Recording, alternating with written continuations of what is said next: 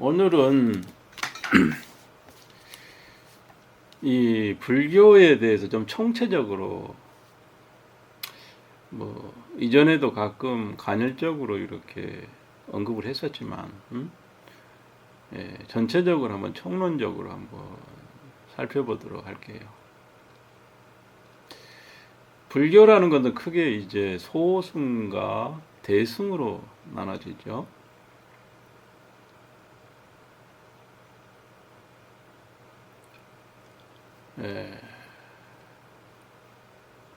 그러면 이제 하엄경은 대승이냐 소승이냐 이렇게 논할 때 문제가 있어요. 본래 하엄학에서는 하엄종에서는 이 하엄의 도리를 원교로 따로 분류를 하고 있습니다. 둥글 원자, 가르칠 교자 이렇게 해서 따로 분류를 하고 있고, 그러면 이제 크게 논하면 이제 소승불교와 대승불교로 논할 수가 있는데, 소승이라는 것은 기본적으로 아공을 깨닫기 위해서 수행을 한다 이렇게 볼 수가 있어요.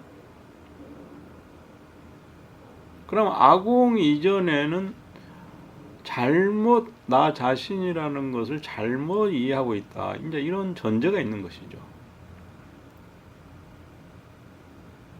그 잘못된 견해는 기본적으로 이제 이 몸이 곧 나 자신이다.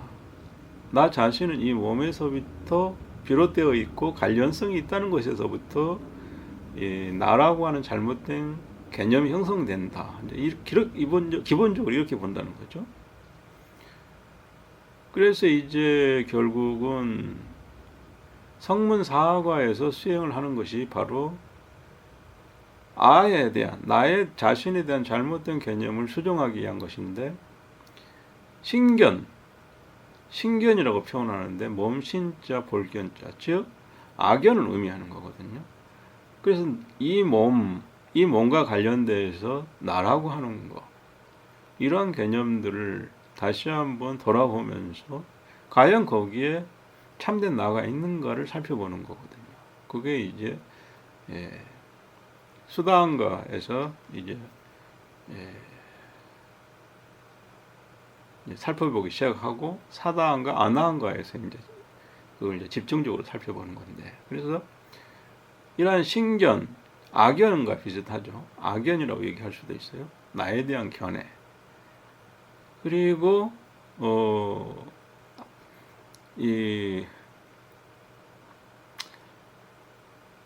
이제 아예 나에 대한 사랑, 그리고 나에 대한 이 자만심, 우쭐대는 마음, 그리고 나에 대해서 근본적으로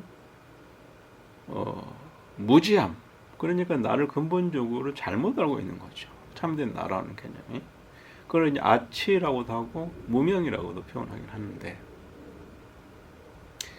이런 부분들을 이제 이 성문사과에서 살펴보는 거거든요. 그래서 정말 나라고 하는 것 속에 실체가 있는가 없는가, 그것을 살펴보는 데 있어서 이제 그 실체를 제대로 파악하는데 방해가 되는 것이 있다면 그것이 바로 이제 번뇌다. 이제 이렇게 얘기하는 거죠. 그 모든 번뇌는 잘못된 나에 대한 개념을 형성하는 것에서부터 시작을 된다. 이제 이렇게 얘기할 수도 있습니다.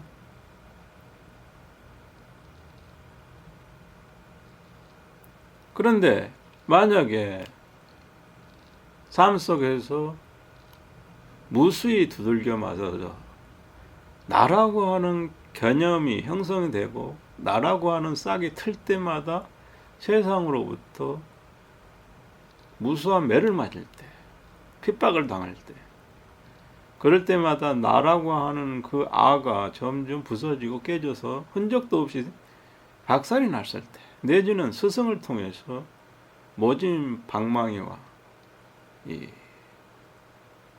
주변의 사람들, 뭐 부모로부터의 모진 학대 내지는 주변 사람들로부터 모진 질타와 멸시와 천대를 받을수록, 그리고 스스로에 대한 깊은 자괴감과 허무함을 느낄수록 이 나라고 하는 개념이 부서질 수밖에 없는 거죠.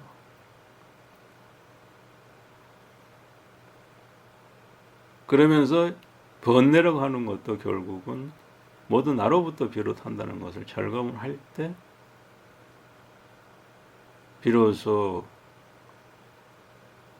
지금까지 알아왔던 나라고 하는 것, 나 자신이라고 하는 것은 실체가 없구나 하는 깨달음이 이르는 거죠. 그러한 깨달음에 이르렀을 때를 우리는 이제 열반이라고 그러는 거죠.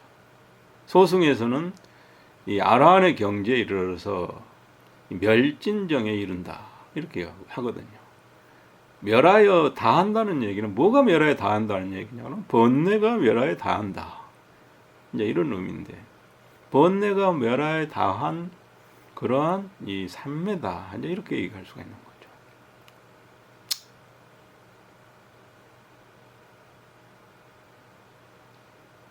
물론 이 멸진정에도 이제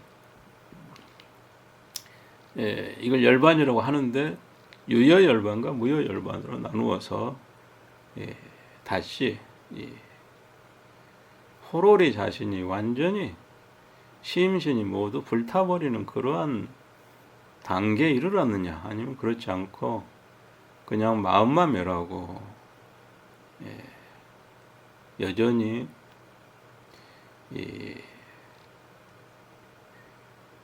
아직 남은 것이 있는가, 이거에 따라서 이제 유여열반과 무여열반으로 나누기도 합니다. 그러나 아무튼 내가 철저히 공하다는 도리의 시작과 끝, 결국 이 문제는 번뇌의 시작과 끝과 관련이 되어 있는데, 이걸 깨달음으로써 결국 아공에 이르고 소승불교에 있어서는 아라한의 경지에 이른다, 이렇게 얘기하는 거죠. 소승불교에서는 아라한이 이미 열반의 의미가 있고, 그런 의미에서는 이제 최고의 깨달음에 이르렀다, 이제 이런 의미가 되는 거죠. 그러나 엄밀한 의미에서 대승에서 바라봤을 때 이 최고의 깨달음은 세제일법이다, 세상에서 제일 가는 법이다, 그런 의미에서 최고의 깨달음이지 그 이상의 의미는 아니다, 이렇게 볼 수가 있는 거죠. 그래서 참으로 아라한의 경지에 이르러서 무아가 되었다는 것은 육도 윤회를 벗어나는 원인이고,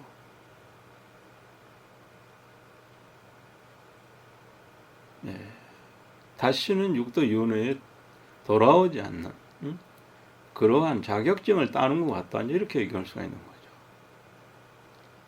그럼에도 불구하고 이 아라한은 능엄경에서 이야기하는 것처럼 아라한은 아직 붉은 소금을 모른다, 부처님께서 이렇게 얘기를 했습니다.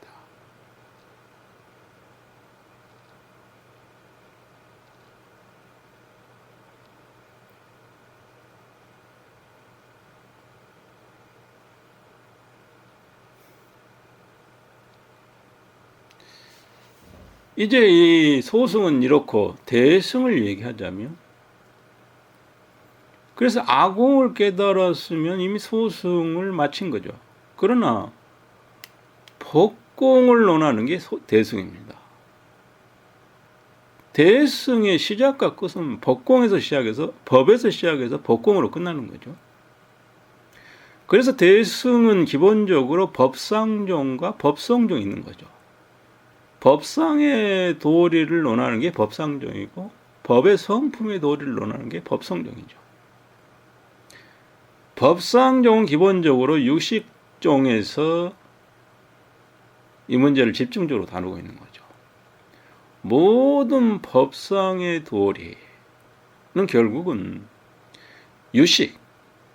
유식에서 비롯한 것이다. 마음법은 모두 유식에서 생겨난 것이다. 이런 논리죠.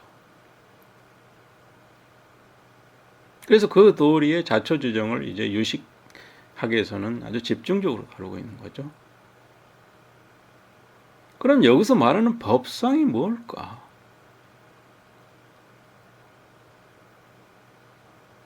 이게 이제 화두가 되는 거죠. 이 법상의 문제는 단순히 대상이다 이렇게 보는 것과는 근본적으로 다른 문제죠.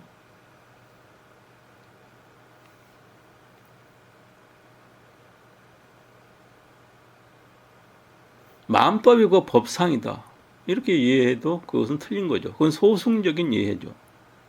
법상을 단순히 대상적으로 바라본다. 관찰자와 관찰되어지는 대상이다. 이런 개념으로 바라보면 그것은 법상의 의미하고는 아무 상관이 없는 거죠. 그냥 소승에서 능과 소, 즉 관찰자와 관찰되어지는 대상의 의미에 그 대상의 의미의 법상으로 그것을 법상으로 이해하는 것인데 그것은 대승에 있어서 법상과는 아무 상관이 없는 거죠.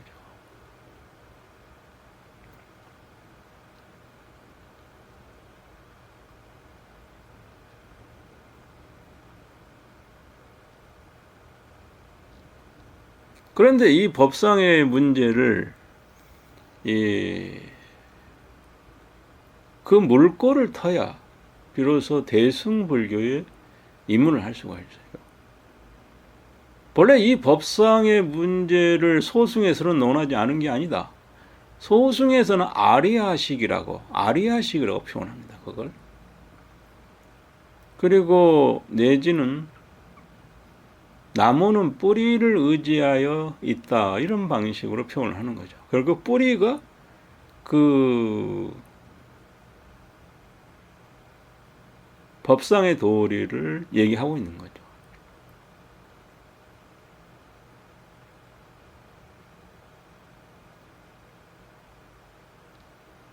이걸 더 다른 방식으로 얘기하면은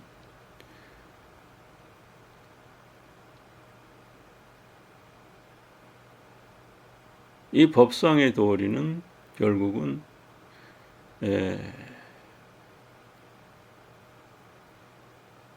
섭대승론의 기초를 둔다면 의타성에 해당되는 거죠. 진실성, 의타성, 분별성 이렇게 논했을 때 이 법상의 문제는 의타성으로서 팔식의 눈으로 봐야 보이는 대상이죠. 칠식의 눈으로 보는 대상은 그냥 대상이죠.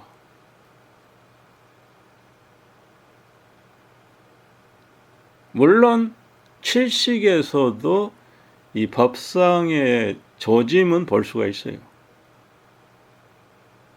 그러나 법상의 제대로 본다는 것은 곧 보살의 세계를 보는 것 같고 마주하는 것 같다. 대해를 마주해서 그 대해에서 헤엄치는 것 같다. 대해에서 논의는 것 같다. 이렇게 얘기할 수가 있는 거죠.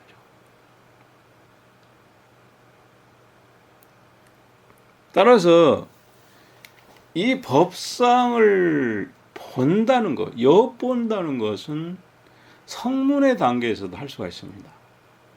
그러나 이 단계에서 본 법상은 참된 법상이 아니고 이런 것을 이제 가발심이다. 가짜 발심이라고 표현하는 거죠. 왜냐하면은 7식에서 8식을 엿보는 것과 같기 때문에 그러는 거죠. 그러니까 힐끗 보는 거죠. 그렇게 힐끗 볼 때는 이 법상이 실체로 보이는 거예요. 그래서 성문의 시각으로 보면은 만법은 실체가 있다고 보는 거예요. 아공, 나는 실체가 없지만 만법은 삼라만상은 실체가 있다고 보는 거예요. 즉 나는 생멸하지만 온 우주, 거대한 우주는 영원히 존재하고 거기에는 실체가 있다. 이것은 마치 다른 종교에서 이 얘기하는 범화적인 개념, 브라흐마 개념과 매우 흡사하죠. 결국 범화와 브라흐마라는 개념은 결국 아레아식에 대한 우러러 숭배하는 단어죠. 아레아식을 신으로 받들어 모시는 그런 모습이죠. 그것은 마치 멀리서 히말라야 설산을 바라보는 것 같다. 이렇게 얘기할 수가 있는 거죠. 법상종에서 바로 유식론에서는 바로 이와 같은 도리를 자세히 밝히고 있는 거죠.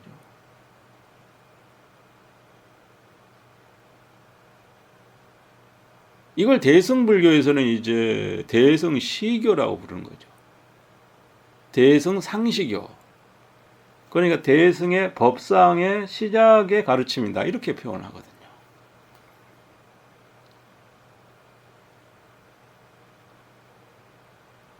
안한존자가 성문에 수다한가에 이제 겨우 입문, 애류까지 아직 성인의 불에 들어가지도 않고 아직 예비 단계인 수다한가에 머물렀음에도 불구하고 이 법상의 도리를 엿봤어요. 그런데도 불구하고 아라한은 이미 성문 사가의 마지막 단계에 이르렀어도 법상의 도리를 모르는 거예요. 이 이치는 매우 신묘한데 이건 나중에 다시 얘기를 하기로 하고, 그래서 이제 대승시교의 상시교가 있고 이제 대승 공시교가 또 있어요. 대승의 공의 도리를 비로소 배우는 가르침, 이렇게 되는 거죠. 대승 공시교, 대승의 공의 도리를 시교, 시작하는 가르침, 이렇게 얘기하는데, 시교는 종교와 반대말이죠. 종교는 마치는 가르침, 이렇게 되는 거죠. 그러니까 결국은 이 법상의 도리가 결국 공하다, 실체가 없다는 가르침을 던지는 거죠. 공한다는 걸 얘기하려면 먼저 공하지 않는 이해가 있고 믿음이 있을 때 공하다는 가르침이 있는 거죠. 즉 법상이 실제하다, 영원불멸하다는 그러한 믿음이 있고 이해가 있을 때 그것을 깨기 위해서는 법상은 영원불멸하지 않고 실체가 없고 공하다는 가르침이 있는 것이죠. 그것이 이제 대승 공시교라고 표현하는 거죠.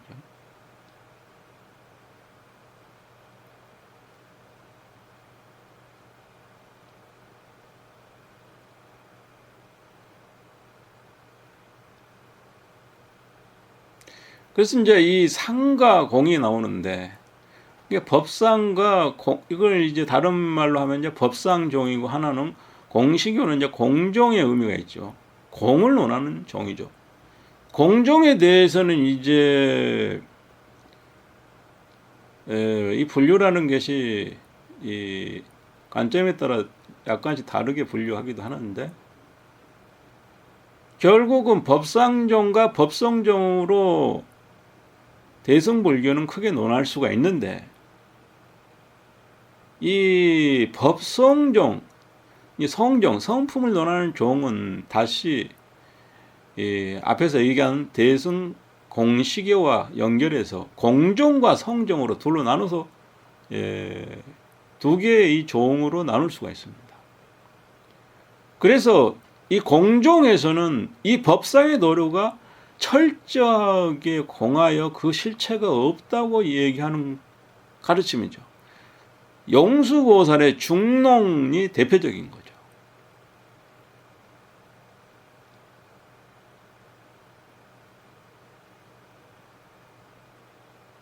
이 용수보살의 중론과 십이문론 그리고 용수보살의 제자인 제바의 이 백론, 이것이 이제 삼론이 되는데, 이걸 중심으로 공부하는 수행자를 집단을 이제 삼론종이라고 부르죠. 지금은 이런 종파가 없지만 예전에 있었던 거죠. 특히 중국에. 그래서 이 공종의 가르침을 따르는 게 이제 바로 용수보살을 중심으로 한 삼론종인데, 여기에서는 일체를 공하다고 결론을 맺습니다. 대표적으로 이제 18공에 대한 도리가 있죠. 용수보살의 18공. 18가지 도리가 모조리 공하다. 이렇게 얘기를 합니다. 이 공한 도리는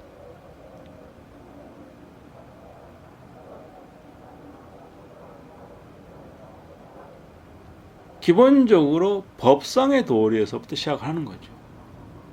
법상의 도리가 공하다고 하는 것은 결국은 아레아식의 실체를 얘기하고 있는 거죠. 아레아식의 실체가 공하다. 그것은 아레아식의 실체가 공하다는 얘기는 결국은 진실성, 참된 성품, 불성이 공하다 하는 도리와 연결되는 거죠.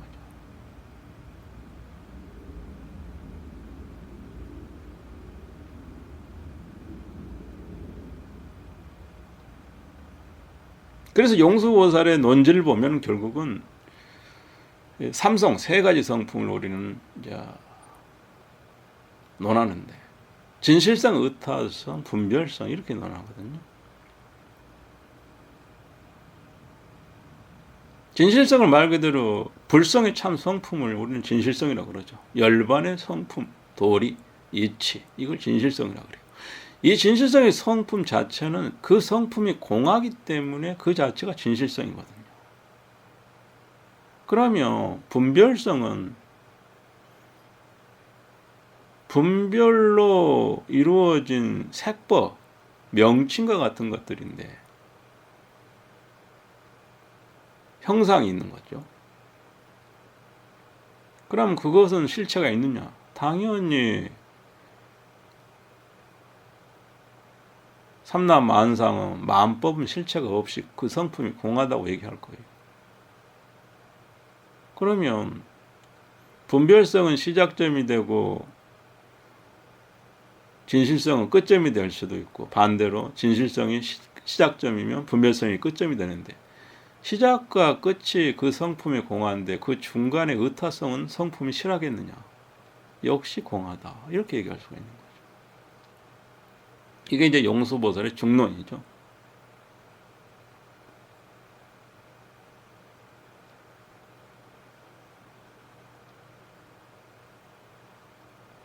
이게 이제 공종의 핵심입니다. 공종의 핵심이죠. 그런데 성종이 있어요. 성종은 성품이 있다는 거거든요. 참된 불처의 도리는, 불성의 도리는 성품이 있다.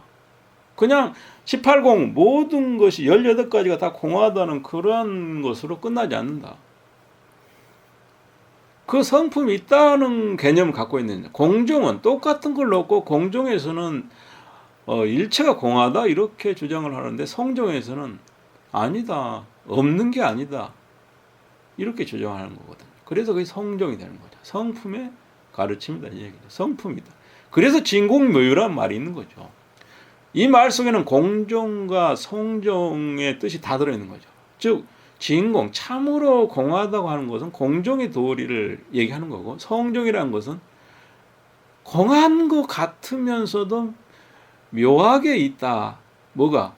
부처의 성품이, 열반의 도리가 묘하게 있다. 그래서 진공묘유라고 하는 거죠.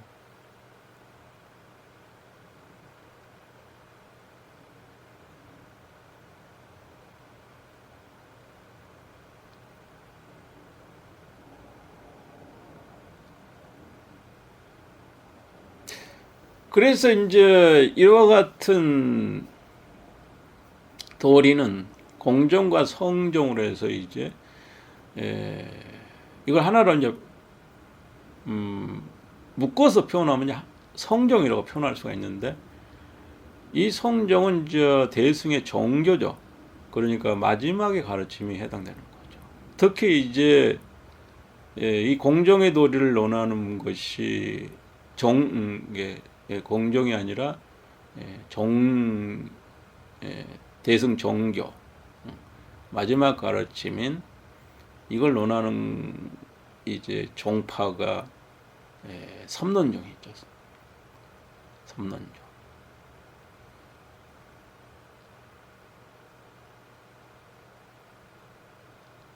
대승은 시작점과 끝점이 여기에 있는 거죠.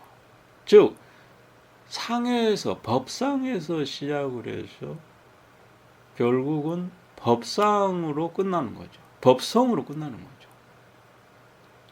이 얘기는 결국은 이 아공의 도리는 칠식에서 이루어지는 거죠. 그러면은 법공의 도리를 알려고 하거나 법상의 도리를 알려고 한다면 칠식에서부터 시작을 해서 팔식에서 논일게 되는 거죠. 따라서 아공을 아는 자가 팔식에 발을 들여넣지 못하면, 내지는 번뇌가 이 미시한 번뇌, 안의 번뇌가 매우 옅어서 멀리서 히말라야 산을 바라보듯이 팔식에 엿보아서 이 팔식의 세계가 한번 보게 되면은 그 사람은 보살의 서원을 세우지 않으려 않을 수가 없습니다. 이건 매우 중요한 얘기입니다. 보살의 무한광대한 원력을 세우지 않을 수가 없는 거예요.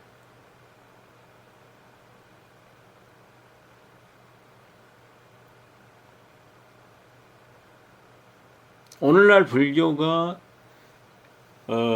조계종이 근자에는 비파사나를 공부하고 원시불교를 다시 공부한다, 이런 얘기를 자꾸 하는 이유가 어디에 있느냐 하면은 팔식에 나아가는 길이 막막하고, 그렇기 때문에 오히려 기초를 더욱 튼튼하게 해야 되겠다. 7식, 6식, 5식의 도리를 잘 살펴야 되겠다는 그러한 논리와 같은 거죠. 그러한 발상과 같은 거죠. 아주 맞는 얘기입니다. 8식의 도리를 깨닫고 싶다면은 아공의 도리부터 철저하게 밟아가야 되는 거죠. 그리고 어느 날 문득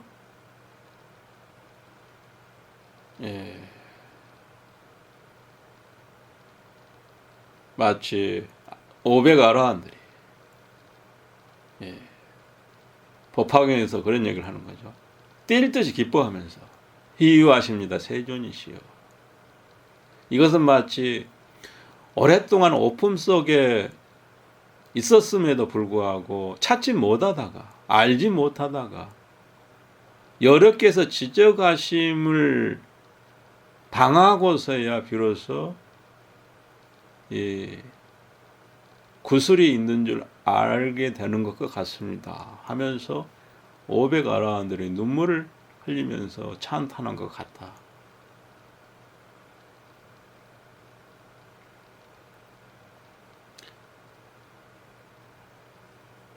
이러한 도리가 있어야 되는 거죠. 이 도리가 있어야 그것이 법상을 아는 것이고, 이 도리가 또 벗겨져야 법성을 아는 거죠. 대승불교는 여기까지인 거죠.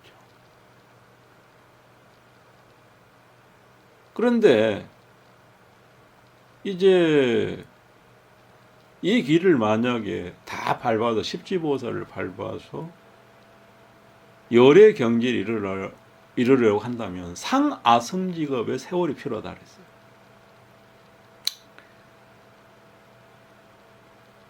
무한억겁의 세월이 필요하다는 얘기죠. 수행이 그 정도는 돼야 부처의 경지에 이른다. 이렇게 경전에서는 얘기하는 겁니다. 바로 이러한 문제 때문에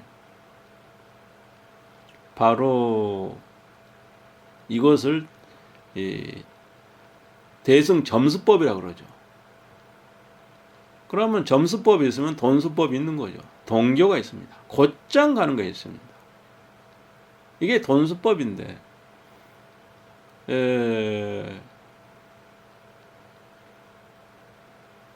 이제 이 돈교와 점교라는 말이 있는데 점점이 닦아가는 것을 대한 가르침과 곧장 가는 길엔 가르침 이것에 대해서 말이 있는데 원각경에 그런 얘기가 있죠.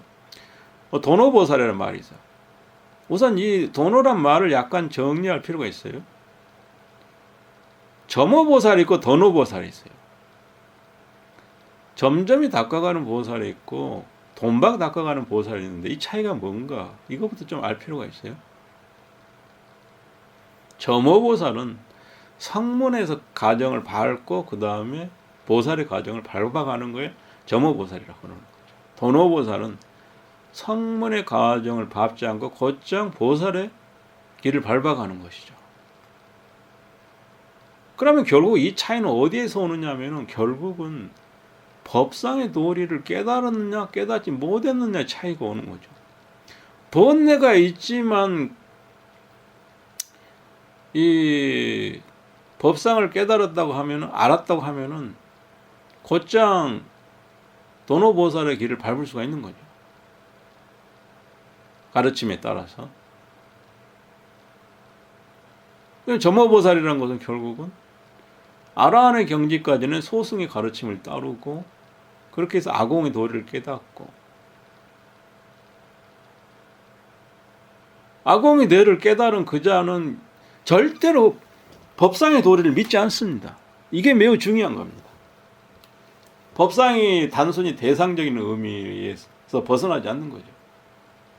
이 법상의 도리의 미미한 도리는 저 아라야식의 바다의 세계를 그대로 다 펼쳐놓은 것 같은 그것을 말로 이렇게 요약한 것인데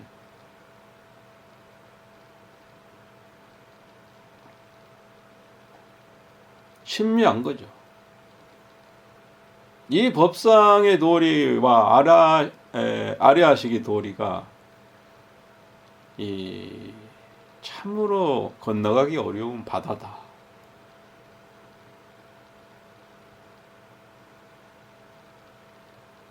이해할 수도 없고 짐작할 수도 없고 오직 길을 밟아가는 자가 밟아가는 자에게 일러줄 수 있고 점검해 줄 수 있다. 이렇게 볼 수도 있어요.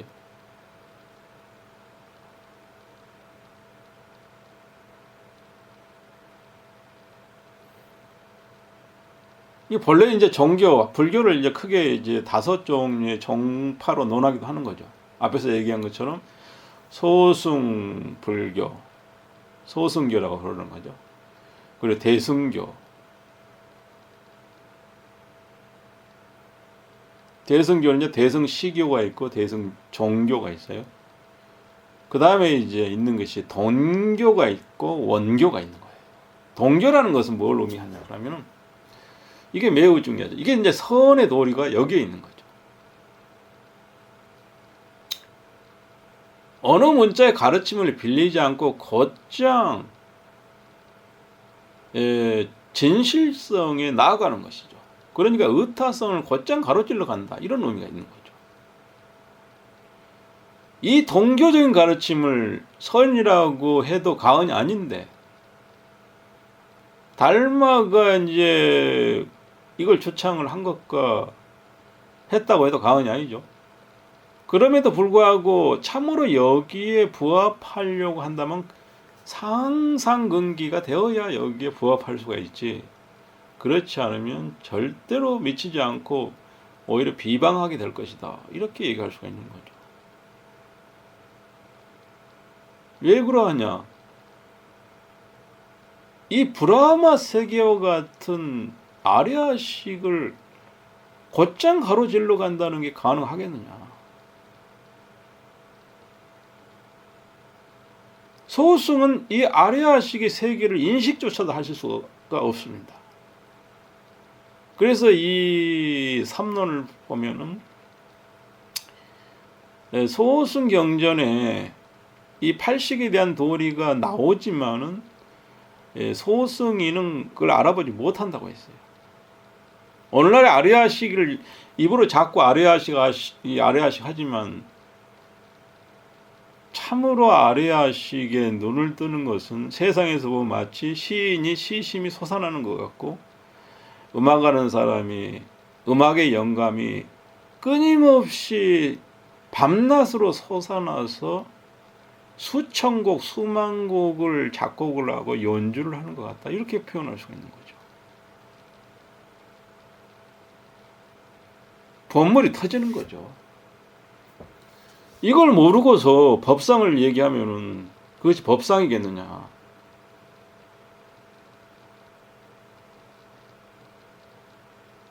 생각해 볼 문제죠.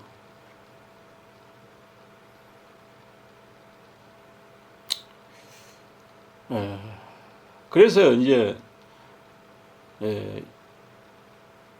대승 시교가 있고 대승 정교가 있다 그랬어요. 그러니까 동교가 있고 원교가 있어요. 그렇게 해서 5개 종파로 종으로 불교는 기본적으로 분류를 합니다. 대승 원교라고 하는 것은 말 그대로 모든 도리가 원만해진 가르침인 거죠.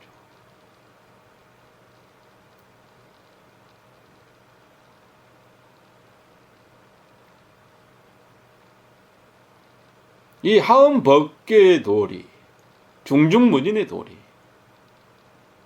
사사무예의 도리가 바로 대승 원교에 속하는 것이죠. 법화경도 대승 원교로 분류를 합니다. 그러나 능가경이랄지 이런 것은 기본적으로 이제 대승 정교에 속하는 거죠. 삼론종 이런 것도 마찬가지고.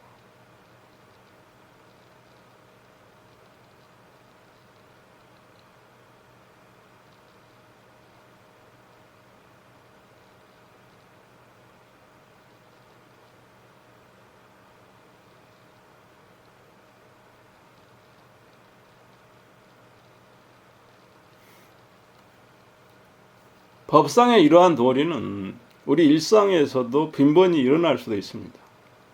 그럼에도 불구하고 스스로가 그걸 알지를 못하는 거예요.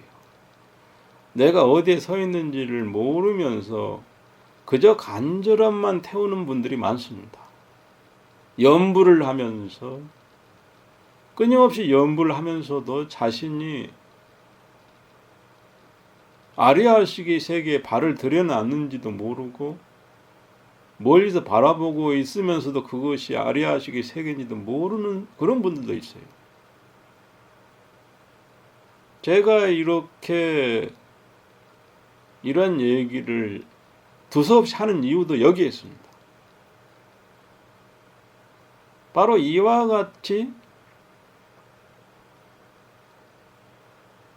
자신도 모르게 물꼬를 텄음에도 불구하고 여전히 자신도 모르게 이 소승의 길을 밟고 그리고 법상의 도리 대승 시교에 머물러 있고 이런 경우가 비일비재하기 때문에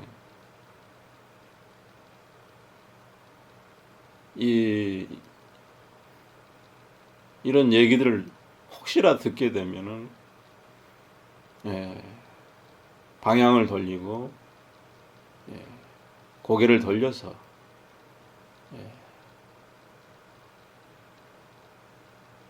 다시 한번 돌아보는 기회가 되어야 한다. 그런 의미에서 이렇게 한마디 보탠다 이렇게 말할 수 있겠습니다.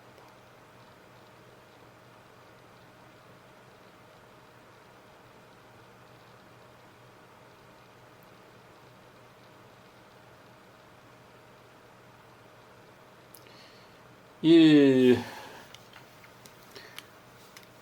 그래서 이제 이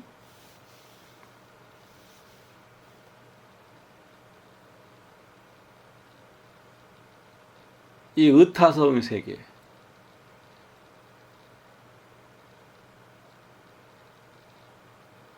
내지는 이 아레아식의 세계는 그냥 뭐 번뇌의 세계다 이렇게 점 찍으면 안 됩니다.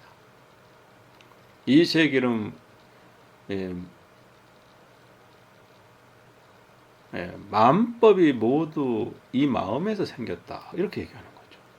그러면 여기서 이 마음이 무엇이겠느냐? 능가경에서 끊임없이 얘기하는 게 이 얘기거든요. 마음법이 다 이 마음에서 생겼다. 그럼 이 마음이 뭐냐 이거죠. 아리아식이죠.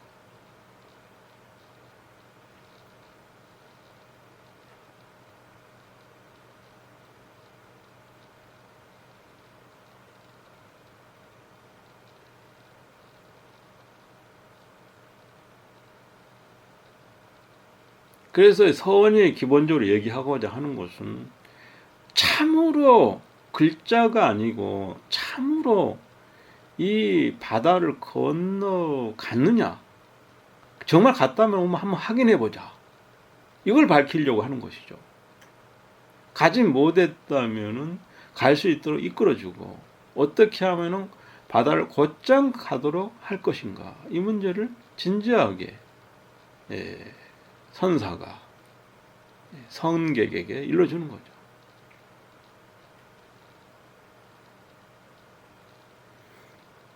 만약에 어떤 자가 나는 그렇게 곧장 갈 수 있는 준비가 아직 안 돼 있다, 이렇게 하면은 대승 시교를 통해서 닦아가고 그 다음에 대승 종교로 마무리를 짓고 이런 길을 밟아가는 거죠.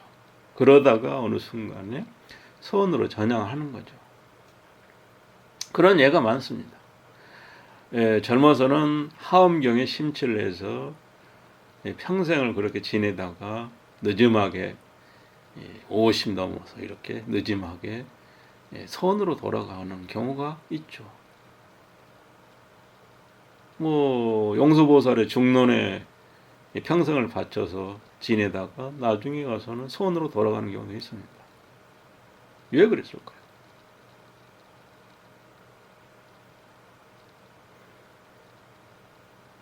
결국은 언어라는 것은 남의 말이고 남의 살림살이죠.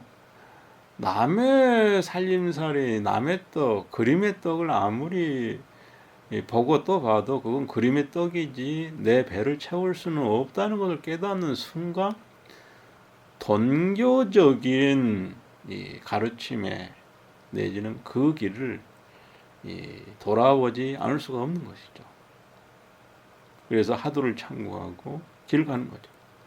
오늘날 하도를 참고하고 어쩌고 저쩌고 뭐 깨달았다 어쩌고 저쩌고 하지만 지금까지 한 내용을 깊이 깨뚫지 못했다면 그것은 자기 홀로 하도 깨친 것이지 참으로 하도 깨친 것과는 아무런 상관이 없다, 이렇게 말할 수 있겠습니다. 마지막으로 정리하는 입장에서 불교는 크게 5개의 종으로 나눠 볼 수가 있다. 소승교, 대승교, 그리고 돈교와 원교. 대승교를 이제 대승시교와 대승종교로 논한다. 또 다른 방식으로 논하면 법상종과 법성종으로 논할 수도 있겠죠. 모든 건 이 안에 있는 거죠. 근기에 따라서 저마다 이 가운데 하나를 붙들게 되는 거죠. 그래서 눈 밝은 선지식이라면 근기에 따라서 잠시 머물 거처를 안내해 주는 거죠.